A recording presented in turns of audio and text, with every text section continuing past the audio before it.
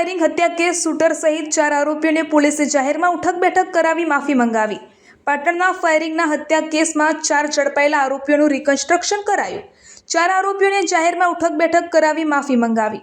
લોકોના ટોળે ટોળા ઉમટી પડ્યા।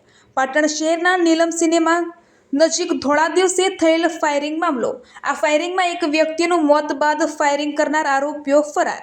માત્ર 72 કલાકમાં 4 આરોપીઓને ઝડપી પાડતી પાટણ પોલીસ।